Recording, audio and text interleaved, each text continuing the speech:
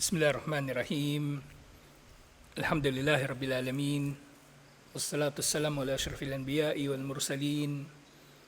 Nabiyina Muhammadin wa ala alihi wa sahbihi ajmain. Assalamualaikum warahmatullahi wabarakatuh. So ngayon inshallah, tatalakayin na natin yung fasting. Kasi yung natitira pa sa Salatul Eid na talakay na pala natin yun, dati pa. So pwede na tayo mag-proceed sa fasting. So yung gagawin nating reference inshallah, itong Dalil at-Talib ni Sheikh Mar'i bin Yusuf Al-Hanbali. At meron kasi ditong maraming mga bagong mga terminolohiya na mainam na malaman ng Muslim.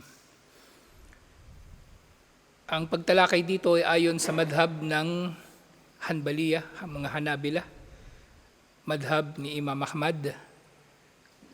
Pero siyempre, ang marami sa mga matatalakay dito ay meron ng, kumbaga, iba pang pananaw, ang ibang scholar na mas matatag. Anyway, matatalakay pa natin ang mga yun inshallah. Pero ngayon nga, pinili natin itong aklat na ito dahil maikli. Kasi pag natapos natin ito, ang summary na ito ng fasting, tatalakayin natin yung isa pang libro naman, yung Fiqhul Ibadat, mga fatwa na may kinalaman sa fasting, inshallah. Para maging mas malalim ang pag-unawa ng Muslim tungkol sa fasting, inshallah. O kung hindi man yung Fiqhul Ibadat, yung ano pala, yung kay Sheikh bin Baz, na kanyang mga fatawa as-siyam. Yun na siguro pwede rin natin kunin, inshallah. Tapos meron ding isang libro, yung Manhajus Salikin, pwede rin yun, inshallah. Anyway, tingnan natin kung anong maganda, inshallah. So, Kitabus Siyam, sinimulan dito, yajibu sawmu Ramadan, biru'yati hilalihi, ala jami'in nas. Nakita niyo ba ito sa GC? O sundan niyo ng pagbasa ngayon. Kaya ko inano yun doon, nilagay ko doon, ha? Pwedeng ang ano pala, no? Pwedeng i-print, tapos pwedeng doon na maglagay ng notes. So yajibu, doon siya nagsimula sa yajib. Kanino obligado ang pag-aayuno? So hindi niya na sinimulan ito sa kung ano ang pag-aayuno, kasi later on na yun mababanggit. Pero dito una niyang tinukoy, sinimulan niyang talakayin kung kanino obligado ang fasting. So sinabi niya, Sawmu Ramadan, yajibu sawmu Ramadan, biru'yati hilalihi ala jami'in nas. Ang pag-aayuno sa Ramadan ay nagiging obligado kapag nakita na ang hilal. Anong hilal? New moon, specifically. Hindi yung buwan lang. Yung buwan, laging nandyan yung buwan. Hilal, yung new moon. Okay? Hilal ang tawag sa new moon. Kaya maganda itong ano na ito kasi maraming mga terminology rito. Inshallah. Kahit ako nung first time ko mapag-aralan itong aklat na ito, maraming mga bago na nababanggit dito. So yung hilal, yung new moon. At kapag nakita na ang new moon ng Ramadan, ibig sabihin, Ramadan na ngayong gabi, magsisimula ngayong gabi at bukas fasting na. At ngayong gabi, anong gagawin? Kapag nakita na ang new moon, magsisimula na ang Tarawih dahil nagsisimula ang araw sa Islam sa Maghrib, sa paglubog ng araw. Pero sinasabi dito, biru'yati hilalihi ala jami'in nas, sa lahat daw ng mga tao. So, yung tinutukoy dito, syempre, hindi naman lahat ng tao sa buong mundo. Kasi ang kanya-kanyang mga bansa, ang iba't ibang mga lugar, ay may kanya-kanyang matla na tinatawag. Panahon kung kailan makikita ang new moon at maaring yung mga nasa west ng mga bansang Muslim ay iba ang kanilang moon sighting, kumbaga doon sa mga bansa na nasa east, at ganoon yung north tsaka south. So nangyari ito minsan, nang dumating kung di ako nagkakamali, si Ikram bin Abi Jahal mula sa Syria. At dumating siya ng Madina. Nung 30 na araw na ng Ramadan, doon sa Madina, tinanong niya si Omar na bakit taga-ayuno pa kayo? So si Ikrima ay tumigil na ng pag-aayuno kasi binilang na niya yung araw o maaring may iba pang dahilan. Basta yung nangyari, ganun yung nangyari sa kanilang pag-uusap. Nang dahilan, nauna na pala silang nag-fasting doon sa Syria. Nauna na silang nag-fasting doon sa Syria. Nauna yung kanilang moon sighting. Ibig sabihin, una nilang nakita doon yung buwan at nagsimula na sila mag-fasting at nang dumating si Ikrima, maaaring habang naglalakbay siya, tinuloy pa rin niya yung fasting niya. Kaya pagdating niya doon, nakumpleto na niya yung Ramadan at yung mga tao sa Madina ay nagpa-fasting pa rin kasi late sila ng isang araw doon sa mga taga-Syria at hindi ito naging issue, kumbaga. So ito ay naging dalil ng iba't ibang mga bansa ay maaaring magkaroon ng iba't ibang mga moon sighting. So dito sa atin sa Pilipinas, so merong moon sighting na hiwalay sa moon sighting sa Saudi Arabia, hindi tayo susunod sa moon sighting ng Saudi Arabia. Okay?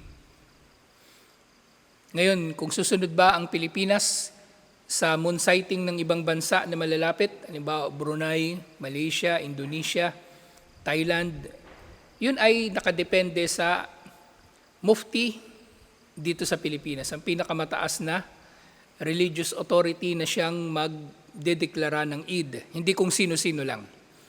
At dito sa Pilipinas, ang pinakamataas na kinikilala ng mga Muslim na mufti ay ang mufti ng Bangsamoro na siyang mag-aanunsyo ng kung kailan magsisimula ang Ramadan. Okay, siya lang. Kung meron na mag-aanunsyo, NCMF o kung ano pa mang mga organisasyon, wala tayong pakikinggan liban na lang doon sa announcement ng BARM, ng Bangsamoro Autonomous Region in Muslim Mindanao. Sila lang ang pakikinggan natin, inshallah. So ito yung pagsisimula ng Ramadan. At obligado nga ito sa sino man na obligado mag-ayuno kapag nakita na ang hilal. Ibig sabihin, doon ka lang pwedeng mag-fasting. Doon ka lang pwedeng mag-fasting kapag nakita na ang hilal. Ngayon, balikan natin yung kaso ni Ikrima. Kung halimbawang ganito, nasa ganitong kalagayan kayo, ang mas mainam ay magpatuloy kayo ng fasting kasama yung mga tao. Kasama yung mga tao. At hindi yung ipapakita ninyo sa mga tao na tumigil na kayo sa fasting, kumakain kayo, nagyayaya pa kayo ng mga tao, kape. Hindi ganon. Okay? So kung hindi ka nagpa-fasting sa araw na yun, edi huwag ka magpakitang hindi ka nagpa-fasting bilang pagpapahalaga sa pag-aayuno din ng ibang tao. Kaya nga, yung mga may kainan, di ba, may mga restaurant, halimbawa may kainan, hindi rin sila pwedeng magbebenta ng pagkain sa oras ng pag-aayuno. Okay? Pwedeng nagluluto na sila kasi inaasahan nila mamayang gabi pwede na magbenta uli pang iftar. O maaring bago pa oras ng iftar, pwede na sila magbenta ng pagkain. Pero hindi sila pwedeng magbubukas ng kanilang dining area, kumbaga, para sa mga nagda-dine in. Bilang pagpapahalaga sa Ramadan, inshallah. So sinasabi, wa alaman hala dunahum waduna matlaihi gaymon o katarun. So magiging obligado rin ang pag-aayuno, ibig sabihin magsisimula na ang pag-aayuno. Kung halimbawa mangyayari na hindi makita ang hilal, so ito ay mangyayari sa Laylat 30 min Sha'ban. So kung halimbawa, ang moon sighting talaga ay ginagawa sa ika-29 ng Sha'ban. 29 ng Sha'ban, hindi 28. Kasi ang mga araw sa Islam, sa isang buwan, either 29 or 30 days lang. Walang 31 at walang 28. Kasi sa Gregorian, di ba, may 28 days yung February kapag hindi leap year. Ngayon, leap year ay merong February 29. Merong February 29. 28 ngayon, di ba? So bukas, meron pang February 29. Meron nga. Meron pang February 29 bukas. At meron din namang mga 31 days na mga buwan. Pero sa Hijri, 29 o 30 lang. Depende sa moon sighting. Ngayon, bakit moon sighting ang simula ng Ramadan? Ito ay sa kadahilanan, siyempre, unang-una, sa hikmah ni Allah. Siyempre, practicality na rin, na nung unang panahon ni Propeta Muhammad sallallahu alaihi wasallam, wala namang kalendaryo. At ang lahat ng mga petsa ay natutukoy sa pamagitan ng pagtingin sa posisyon ng buwan. Hindi lang mga Muslim ang gumagawa nito, kahit mga Inchik. Kaya nga yung lunar calendar ng mga Inchik, meron silang tinatawag na Chinese New Year. Pero actually, yung Chinese New Year, hindi ko maintindihan bakit ganun yung parang hindi umaatras yung Chinese New Year. Lagi siya natatapat ng February. So maaaring binago na rin nila. Pero hindi lang mga Muslim ang gumagamit ng lunar na calendar na nakabase sa buwan. Lahat bumabase sa buwan. At sa oras naman, dahil wala namang orasan, nung panahon na yon, hindi pa na-invento ni Christian Huygens yung mechanism ng relo. Ang oras ay tinitingnan ng mga Muslim sa pamagitan ng posisyon ng araw. Okay? Kaya ngayong Fajr, nakabase sa pagsikat ng araw. Ang duhor sa tanghaling tapat. Ang asar sa anino ng araw. Maghrib sa paglubog ng araw. At yung Isya kapag dumilim na talaga. Pagka nakalubog na talaga ang araw. So yun ang dahilan. So yun nga, kung halimbawang sa 29 ng Sha'ban, hindi makita ang new moon, hindi pa rin sila magpapasting bukas. So, sinasabi dito, ihtiyatan, biniyatin. So, may mga scholar nagsasabi na maaari na mag-fasting yung mga tao kinabukasan kung hindi makikita yung hilal dahil sa makapal na ulap. Kung makapal ang ulap, hindi nila makita yung buwan kung lumitaw ba o hindi. May mga nagsasabi na pwede na mag-fasting bukas, pero mas tama na hindi mag-fasting. Mas tama na hindi mag-fasting. Kasi ang hadith na nagsasabi, sumo li ru'yatihi wa aftiru li ru'yati, ito ay mas matibay na dalil.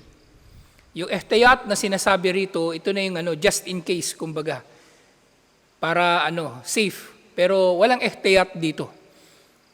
Kasi meron ng mas matibay na dalil, sumo li ru'yatihi, mag-fasting kayo kapag nakita na ang new moon. Ngayon, yung hadith din na yon ang sumasagot dun sa makabagong tanong, pwede bang babatay ang mga Muslim sa mga kalendaryo? Kasi ngayon, calculated naman na kung makikita ba ang buwan o hindi. Calculated na. Kahit nga yung mga asteroid, kung babangga ba rito sa mundo, ay calculated na nila. So hindi tayo magbabase doon. Kasi ang linaw ng hadith, sumu li ru'yatihi. Kahit alam pa natin na hindi makikita ngayon ng buwan, kasi sa oras na ito ng moon sighting, yung buwan nasa ilalim ng horizon, hindi makikita, magmo-moon sighting pa rin tayo. Ang sinusunod natin ay yung sunnah ni Propeta Muhammad sallallahu alaihi wasallam. So gayon din, yung mag-aayuno raw ng ihtiyatan biniyati Ramadan, wa yujzi'hu in dahara minhu wa tusallat tarawih. So lalaktawan na natin yung usapin na yun kasi nalinaw na natin. Pero yun nga, kung halimbawa nga mapagtitibay na Ramadan na kinabukasan, magsasala na ng tarawih ang mga tao sa gabi. Magsasala na ng tarawih ang mga tao sa gabi. So nangyari yan ng mga nakaraang taon, yung parok, nagtarawi na sila kasi nag-announce na yung NCMF daw ng Ramadan. Pero napagtibay kinabukasan na hindi pa fasting. So hindi rin talaga sila nag-fasting kinabukasan. Hindi rin sila nag-fasting kinabukasan. Kaya mainam na hihintayin ng tao yung official na announcement ng Mufti bago siya magdesisyon kung magsasala na ba sila ng tarawih o hindi. Ngayon, pwede bang mangyari na ang moon sighting ay kumbaga malalaman ng tao ang moon sighting kung nakita na ba ang buwan pagkatapos na ng Isya? So pwede rin kasi oras pa rin yun ng moon sighting. Ang moon sighting bago lumubog yung araw hanggang sa yung mga oras na yun ng Isya. Kaya nga, sa dulo ng Shaaban, nakaugalian na natin na, di ba pagkatapos ng adan ng Isya, ilang minuto hinihintay natin? 30 minutes? Hinihintay talaga natin yung desisyon o yung announcement. Saka tayo magsasala ng Isya. At kung may announcement tayo, di magsasala tayo ng tarawih pagkatapos ng Isya. At hindi tayo magsasala kung wala pang announcement. Yun ang mga oras. Hindi na ito lalampas pa doon. Ang moon sighting ay hindi na lalampas pa doon. Siyempre sa moon sighting, pwedeng gumamit ng telescope at iba pang mga makakatulong sa mata ng tao na makita ang new moon kasi wala namang magbabago. Hindi nito apektado yung paglitaw ng new moon. Kasi yung telescope, kung maulap, hindi rin naman yung tatagos sa ulap. Ang bawal, yung gumamit ng calculation. Okay? Nalaman natin ngayon na makikita yung new moon, pero dahil maulap, magpa-fasting pa rin tayo kahit maulap at hindi nakita yung new moon. So hindi pwede. Dapat makita ang new moon at i-announce ito ng Mufti. Wala tasbutu baqiyatul ahkam. So yun nga, kapag napagtibay o kapag hindi napagtibay o ano pa man yung mangyayari kapag makita o hindi ang new moon, so nga, maaring maipatupad at hindi maipatupad ang iba't ibang mga ahkam. Pero dito, yung tinutukoy din dito, so merong mga ahkam na meron ding kinalaman sa pagkakatukoy sa paglipas ng mga buwan sa pamagitan ng new moon. Halimbawa, kung kailan effective yung divorce, ang divorce, ito ay talata tukuro, 3 buwan ng dalaw o 3 buwan, ganun. At yung pagpapalaya ng alipin, kung meron kayong kontrata na sa 2 taon, halimbawa, palalayain yung alipin.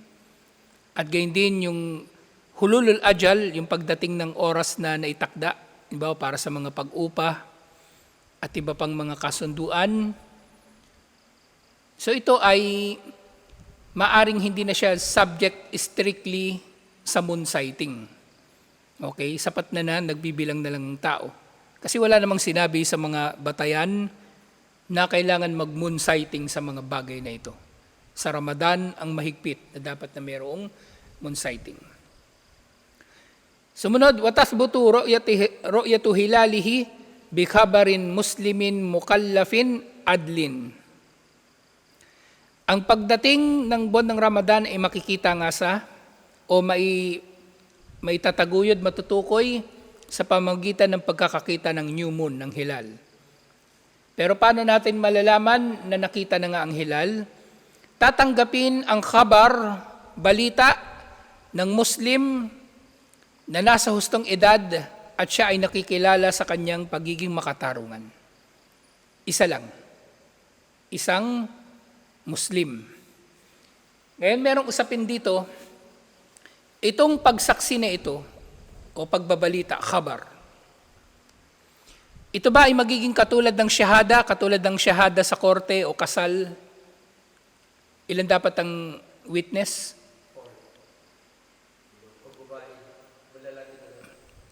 Ang basic 2. Kaya shahidin sa kasal halimbawa 2. At hindi pwedeng 4 na babae. Hindi siya commutable kumbaga, 2 lalaki. Yung 4 na witness sa yun? Sa zina, na iba pang kaso. Pero ang syahada sa korte halimbawa sa pag-iimbestiga ng mga kaso ng mga pagnanakaw, pandarambong, dalawang lalaking witness. Pwedeng isang lalaki at dalawang babae, pero hindi pwedeng 4 na babae. Okay? Ngayon yung sa zina, iba pa yun kasi special na kaso yun. So dapat ito ay Muslim na nasa hustong edad, mukallaf. Ito ay isa rin sa mga salita na ginagamit para sa balig, yung nasa hustong edad. Mukallaf, ibig sabihin, ano kaya ibig sabihin ng mukallaf? May pananagutan na. Ibig sabihin, obligado na siyang sumamba. Yung nasa hustong edad na. So, ibig sabihin, yung bata na wala pa sa edad ng pagbibinata o pagdadalaga, hindi tatanggapin ng ang kanyang pagbabalita na nakita niyang hilal. Dapat nasa edad na ng pagbibinata. At lalaki ang tinutukoy dito sa mga dalil na magre-report, tatanggapin ng kanyang shahada o pagsaksi na nakita nga ang new moon, at kung tatanggapin ng qadi, ng judge o ng pinuno ng mga Muslim ang kanyang pagsaksi, magsisimula na ang mga tao na mag-fasting kinabukasan. Kahit isa lang siya, isang lalaki. Okay? So paano yan halimbawa? Kung hindi tatanggapin ng mga tao ang kanyang balita na nakita niyang new moon. So sinasabi ng mga scholar, kung